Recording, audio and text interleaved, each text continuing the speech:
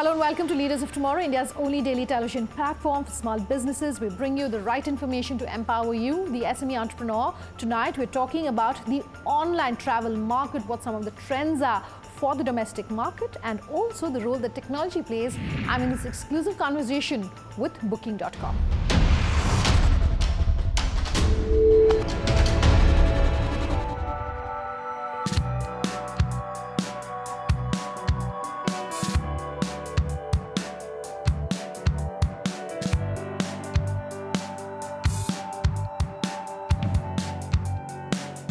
We have with us today Ritu Mehrotra. She's the country manager, India, Sri Lanka and Maldives, to talk about some of these changes. Ritu, thanks for taking the time to join us today. Thanks a lot for having me. So you've been here for the past 6 years in India as Booking.com as a company. Maybe let's start by talking about what the biggest changes you've seen are, and your view really of the domestic market and where you're seeing it headed. Let me first take a minute and talk about Booking.com. Booking.com, as you said, entered India market in 2012, and our first hotel actually came on the platform in 2008, Metropolitan Hotel.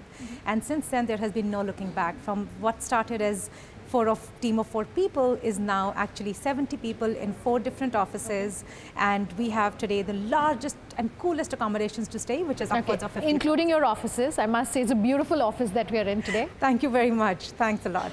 So that's the journey been, and as I mentioned, that we now have over 50,000 unique and coolest places to stay in the country, and award-winning customer service, which actually answers your question 24/7, 365 days, and in 43 languages. Okay. What's the domestic market looking like? Reports suggest that the online travel market is likely to touch 4 billion by 2020. Where is this growth coming from? Well, a lot of places, and you're absolutely right. So we are looking at 4 billion by 2020, which is the online share. But if you look at overall travel market is actually pegged at 48 billion, and hotels would be about 13 billion, and of which right now online penetration is in the range of 30–35%. So look at this, right? So the overall market is going to grow by middle class growing, by general travel spending, which is growing. So that's one aspect that leads to overall growth. Online penetration will grow purely because of the smartphone penetration, second, also the data costs, which is going down by the day, and also penetration within the rural markets. So I think across the board, it's going to be very, very interesting times, and we're seeing this growth not to stop, but to accelerate forward from here. Okay, so for an entrepreneur who's watching this interview to say, I'm really excited about where this market is headed, experts like yourself are saying that this market is only going to grow. My question is, where are the specific opportunities? What's your advice to an entrepreneur who's in the hospitality space about where perhaps, where should they be looking? What are the verticals? What are the industries that they should perhaps be looking at? Right, so I think as Booking, we look at the user path to purchase and what users are looking for. If you look at today, right, users are looking for choice. And that's the reason when we started in India also, we started to focus on supply. So today we have 30 different types of supply, right? Okay. So users are looking for more and more choice. How do you provide that, right? So that's the first thing. Second thing would be that once you have the right choice, even within that, it's very difficult because it's like chaotic, right? That I have 50,000 properties on board. How do I choose the best one? Yeah. For that, we have 170 million reviews to choose from. And that's what I would tell entrepreneurs, that look at what is the user path to purchase and follow that and see that where are those white spaces. Okay. Also, when you've booked your travel, right, and then you have issues, you want to speak with somebody, right? Yeah. That's where the customer service comes into play. So I think every role has a very interesting role to play. Also, when I talked about choice, I think alternative accommodation is growing. And when I mean alternative accommodation, people do not want to live in hotels. More and more people do not want to live. They want to experience farmhouses, beach houses, houseboats, and different things. I think it's very, very important to sort of go within peeling the onion and see what users are wanting. Sure. We just did a survey, and 69% people said that we would like to experience alternative accommodations. So I would say my advice would be to see what users are looking for and following that path to purchase and see that what are the white spaces there. Okay, how are you listening to consumers then? Well, our platform itself is a great way for us to listen to our travelers, right? So if you look at the top of the funnel to the bottom of the funnel, there is different ways we help, and that's what tells us that where people are clicking more, what sort of driving conversions, those are the things that we monitor. Okay, and for an entrepreneur who is, invested in this space to say, I don't have access to the kind of data and insights that a Booking.com does, what do you have to say to them? Well, data in general is becoming more and more accessible, right? Okay. So we already have a platform, so we have certain data access that we have. But in general, I would say there is a lot of data available by various kind of reports, by what people are doing. And I'll tell you, being an entrepreneur myself, it gives you a click, right? You have to have that initial pulse to get started. Sure. And normally entrepreneurs have that to begin with. And then, of course, you start relying on more and more data and see where the industry is headed. Okay. Another thing that perhaps you get asked very often, I'm sure, is the fact that India is such a price-sensitive market. And are we like any other markets? What sort of insights can you give? Because you look at 3 countries. How different is India perhaps from the other markets? So first, I think India is a very important market for us, right? And India is one place where we have seen the fastest growth rates as well. Sure. And it is price-sensitive market, but I would also say it's a value-driven market. Okay. I don't think people are purely looking at price. People are looking for the right choice. People are, and I said that we have the largest inventory today. People are looking for the right customer service. People are looking for the right places. As I said, it's not purely hotels. So I think it's a package of a lot of things, really. I will not say that it's purely price, because if you look at Booking.com, we really focus on how our product looks like. And we believe that the moment we personalize our product for different users in different ways, that's where the meat is. And that's what has been driving growth for us so far. Okay, since you're speaking of pricing, I also want to talk about the fact that most of today's demand in market, I would presume, is being driven from tier 1 and tier 2 markets. What percentage of your revenues, just to give us a sense, is coming from your non-metros, is coming from Bharat? And how are you talking to the consumers who are based outside of metros? Is it different from how you're engaging with customers in tier 1 and tier 2? Right. So if you look at the way internet is penetrated in the country, 66% of internet penetration is in the urban area. And 20% is perhaps in the rural areas still, right? So where I would say a large part of tier 3, tier 4 cities would sort of sit in. So we are in the process of making sure that from the supply perspective, we have covered it all, so that we are not differentiating between an urban user or a user which is, let's say, sitting in tier 3 or tier 4 market, right? So we are making sure that wherever you would want to go and stay, we have options available. Now, as far as demand is concerned. As far as demand is concerned. So I think that's how we're trying to solve this problem by pieces, and as and when the internet starts to penetrate deeper within those markets, we will follow, and obviously the model could be different. We are a test and run kind of company. Okay. So that's how we feel that we make experiments, we see how it's going, and then we start scaling those. Just to give you an example to cater to that market is that we have a product called Booking Lite.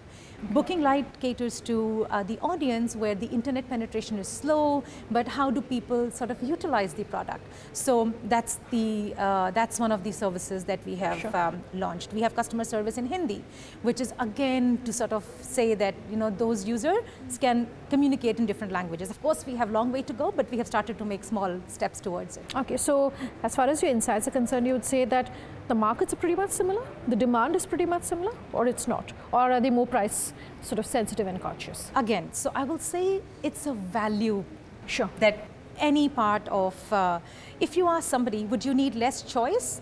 Any part of the world will say no, I need more choice, right? So there are some commonalities, and then there are some differences. We are focused right now on commonalities. Commonalities of choice, commonalities of the destinations people want to travel. So we are focused on that. And as we start getting deeper in the market, we will start to peel the onion and say, okay, if there are other differences. And as I said, with Booking Lite and those kind of things, we're already started to make inroads within different segments of the society. Okay, you were talking of personalization. Let me pick up on that and talk about the fact that increasingly travel is becoming more about boutique, about offering the exclusive, about offering that very sort of personal experience. How does a company as large as yourself then perhaps offer what your smaller competitors are doing? So look, when I look at travel, I look at the end-to-end journey, right? So which may begin with, let's say, choosing the right hotel, then doing the experiences, and so on, right? So it's a complete package, right? So our idea is that at every step, how can we minimize friction? Giving you an example. When you walk into an hotel, and I actually was traveling, and last night at 12:30 I walked into a hotel, and the idea was that I should have had a key and I wanted to zoom into my hotel room, right? But that's not how it is today, right? We have to go through the reception and so on. So there is a lot of friction still within the space, I think, that we have to solve, in my view. So I wouldn't say that there is A or B, I would say it's a mix of a lot of things that has to sort of come together for us to make it happen. And also, more and more travel happens, it sort of increases the ecosystem and the space, which we benefit. Okay, so you're saying it's good that you have a lot of entrepreneurs who are experimenting with niche, customized products, etc. For someone watching this interview to say, how does a small business maybe work closely? What's the sort of synergy a small business can have with a company like yours? What would you have to say? So I feel that if I look at our business today, right, we build a lot of micro entrepreneurs, right? Because a large part of our inventory is homes, homestays, alternative accommodation, that's how we say. So we have 30 different types. So we are already doing a large part in terms of building entrepreneurs today in remote parts of India. And that's one. Second thing is that when you look at a small homestay in Gangtok, and for them to build demand in today's digital environment is not easy.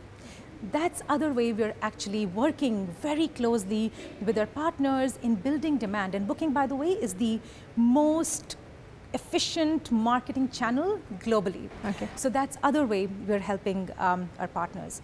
Third is that we're also working with a lot of small internet companies in seeing that, okay, what are the cool products that they may have, which can be integrated in full stack offerings. Sure. Examples would be, we're working on, so we have attractions that we call. We have launched that in 60 markets. To give you an example, if you want to experience Eiffel Tower in Paris, how do we make it happen for you? So that's something we're also expecting it to happen in India soon.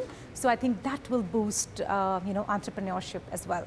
Okay. So multiple things should work together. Lots of things happening. Okay, I'm going to take a very quick break on that note. But on the other side, we will talk about the role that technology is playing as well as some trends for 2019. Just stay tuned.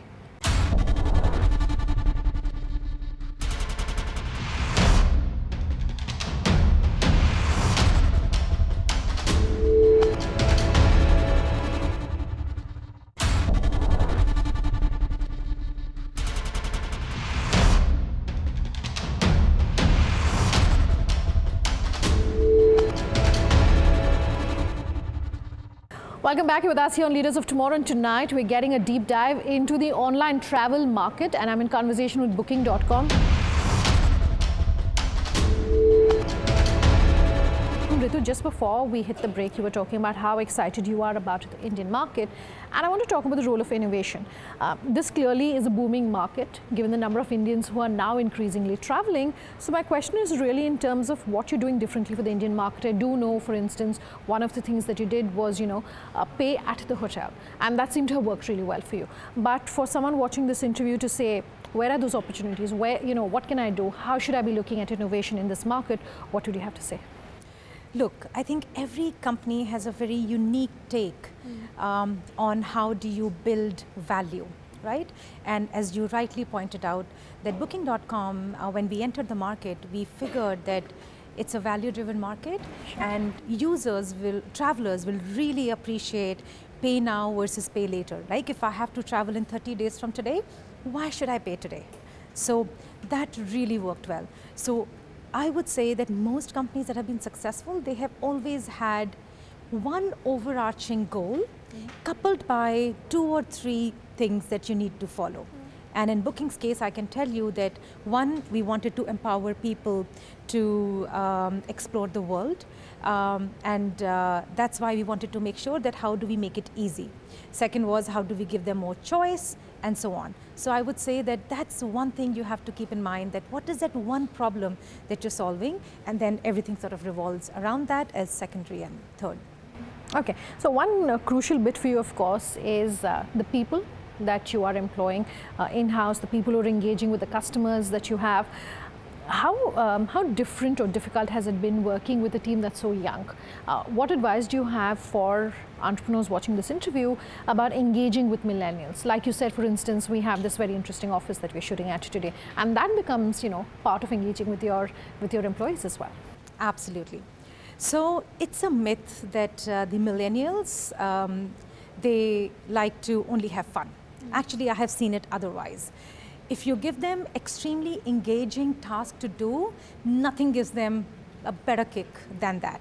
So that's one. I think everybody at Booking, any random person you speak with will say that they are enjoying what they're doing. That's one. Second thing is, gone are the days when we spoke about work-life balance. I think today is more about work-life integration. So there is a table tennis table in the office, and when you're tired, go, take a break, you'll be more productive when you come back. We are one of the most diverse companies in the world, including India. So 50% of our workforce is women and men, so we are very, very proud about that. And extremely flat structures we have also. So I think all of those things, and we love to have fun. We make sure we're celebrating small wins, big achievements. So I think that's what keeps us going, and we're loving it. Okay, how do you ensure that the training that you're undertaking, because you're present in pretty much every country across the world, then is standardized no matter what country you're in? Right, and so some things we localize, and there are some things that are standard to Booking.com, as we say. So our people, so there are 2 or 3 ways that people do. So first is we encourage people to take online courses, certifications, and so on. There are regular trainings that happen in different parts of the world and India, where people go to figure out that what are the new trends, how can they be better in their job, just by focusing on skill-based training programs as well. And we also encourage people to take trainings when they are moving in different angles in their careers. Sure. Because it's never linear growth, right? It could be a spiral as well. So how we empower them to do that and give trainings around that as well. So it's 360-degree that we look at. Okay, we're winding down this conversation, but I have to talk about technology and digital. And technology and digital from the aspect of using social media and digital to market your business. We're in an age where, hashtags are essentially being used by businesses to talk about what they do, to build a brand. You've clearly used that as well. Your advice about how digital and social should be leveraged by small businesses to brand and market themselves? Look, businesses are getting more and more digital, right? There's more data available today than it was even 3 years ago. And the millennials or Gen Y, the way they interact with media is very different than how, previous generations did that. So I would say that a very high emphasis has to be given on digital. And if you look at even Booking, we use, a large part of our traffic is mobile, right? And what it says is that a lot of spontaneous travel is happening. People are okay to explore different kinds of places. So a lot of spontaneity is what we've seen, right? And digital makes it happen. So, so that's one that we're clearly seeing. Other is social media has taken such a front seat, right? If I am traveling, I want to tell that to my friends. And when my friends see it, now they want to travel in the same location because they have this fear of missing out already, right? So I think those are things also that are sort of driving travel. And so all of these things create very interesting white spaces for people to plug in the gap. Okay. And I feel that this is a great time. So we're running out of time on this interview, Ritu, but I definitely want to talk to you about the role of social and digital, particularly in an industry like yours, which lends itself very easily to the use of social media. You have hashtags now that businesses are using increasingly to promote their businesses. Have you seen any mistakes, particularly in your industry, that's being done on social media, that you want to use this platform to tell our viewers, here's what you should know, here's what you should keep in mind? Look, it's an instant information share age that we are in, right? And I have seen, and I won't name the brands, but there have been brands who have done massacre with their social media campaigns, but at the same time, it's forgiving, right? If you've been able to damage it, you can actually also recover it in a small period of time, right? So I think it works both ways. So you're saying own up to the mistake then? Exactly right. Okay. And that's what has worked very well, at least in some of the examples that I have seen within the market or globally as well. So people love transparency. Okay, let me close this interview by saying trends for 2019. What insights can you leave our viewers with? So one is digital will continue to grow. We are seeing mobile penetration going big time, and I think that will be the game. People are looking at more and more spontaneity in travel. People are okay to explore. I'll tell you, just till last year, we used to see that, there were traditional destinations like Shimla, Mussoorie, but now people are not shying away from, let's say, exploring now Northeast or such destinations. So I think with a digital, people are information is available. As I said, that we have 170 million views, stayed views on the website. People take advantage of that and they want to explore different places. So I think those are some of the things that we are seeing in the business, and hopefully that continues. Fantastic interview, Ritu. Thanks for speaking with us here on the Leaders of Tomorrow. That wraps up this episode, giving you a deep dive as far as the online travel space is concerned. We love hearing from you, so do send us your feedback and suggestions. leadersoftomorrow@timesgroup.com is our email ID. Reach us on social media. Sunanda_J is my Twitter handle. LOT_ET Now is our official Twitter handle. Reach us on Facebook, Leaders of Tomorrow on ET Now. Thanks for watching. Have a good night.